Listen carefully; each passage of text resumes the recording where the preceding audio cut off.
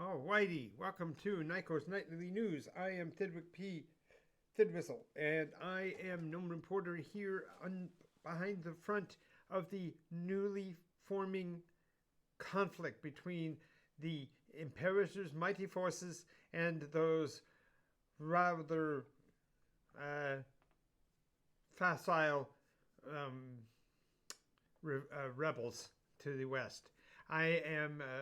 We are in the town of Omara, and at this point, it seems that the Imperator's forces have continued their move westward. The forces have left a few, shall we say, friendlies here in the area, but the adventuring party that has begun as our Friday night campaign behind enemy, Tales from Behind the Enemy Lines is just now underway, and it's quite exciting. We have several new players on the scene, and a few of old faces are there as well. And if you want to know the particulars, it seems that they are intent on remaining uh, somewhere behind the forefront of the army. It is verified that the Western forces, the Three Towers Army, is currently marching westward out of the area of this city.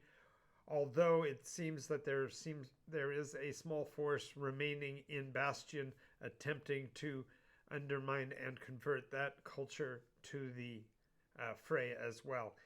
So far, that has not been successful, and so the Bastion is remaining supportive of the Luthanen and the forces of the West. In an additional story in reference to the army of the North, there are rumors that there is a religious aspect now being put into force in these engagements, suggesting that there is a possible dark side to what the Imperator has promised, and so we will be tracking that as we go forward. Now, in terms of the information that we are getting from the forces of the Luthanen in and around the area of Flow, it does appear that there has been talks that may have been interrupted between Salafort Castle and the forces that are forming up around the fortress, the newly developing defensive position at Patroclus. Furthermore, it does appear that the first of the invading forces have started to make an appearance in the area around the shrine of the Ponderies, and thus far this has not become a danger plot, in that the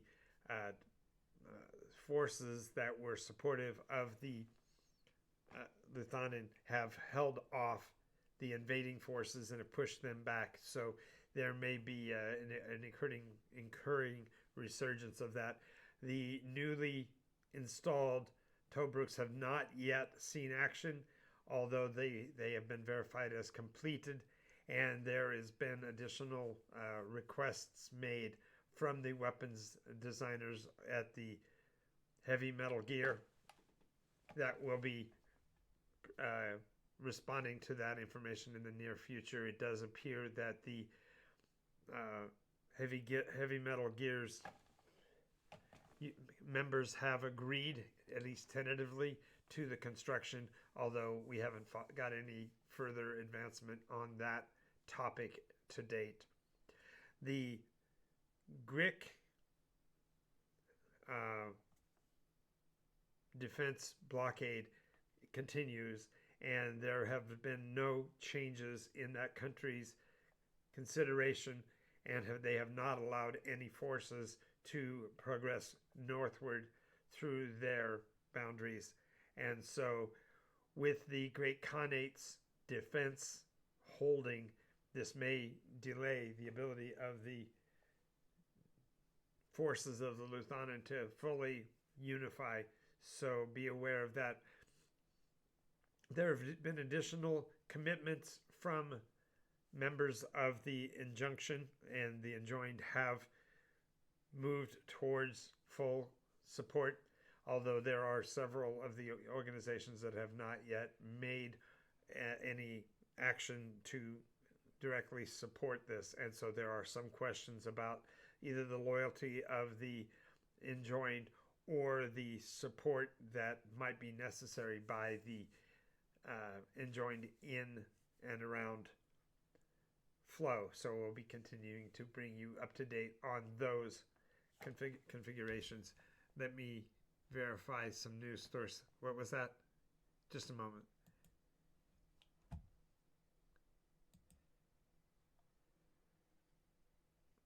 We're doing a quick verification of the notes so far. Let's see.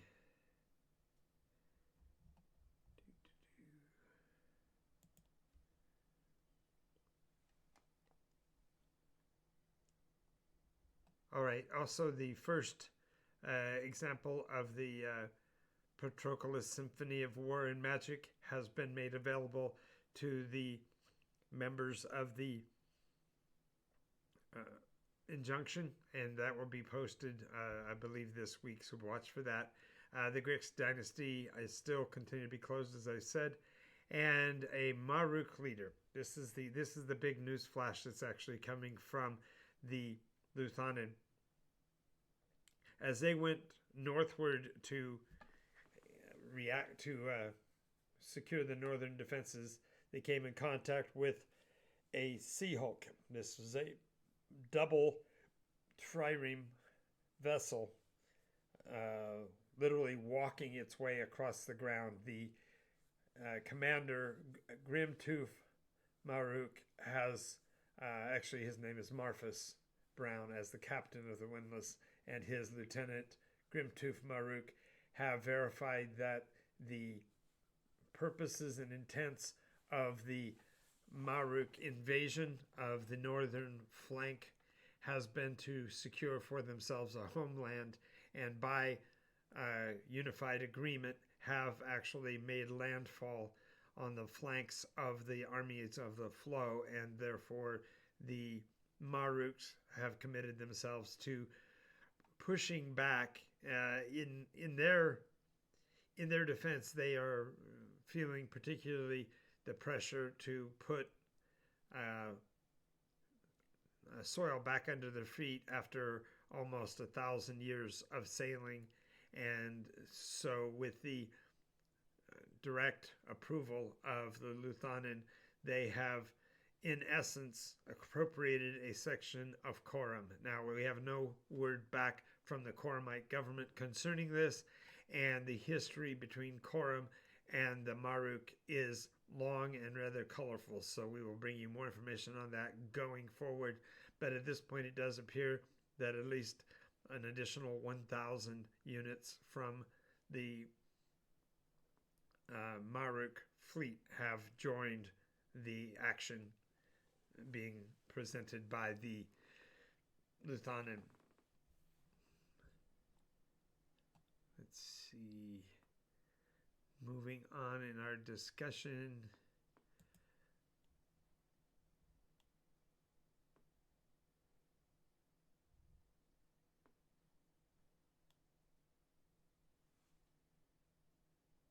So, let's see. I want to see if there's any additional information.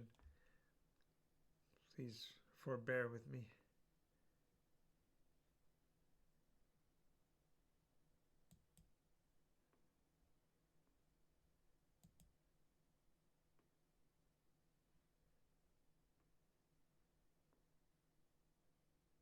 Oh, the one other thing, I got ahead of myself. The behind the lines team here, behind enemy lines, have made a direct connection with the Hand of Almonra that are now advancing westward. So we may have a connection being made between Almonra and the west, so we will bring you up to speed on that in the near future. And let's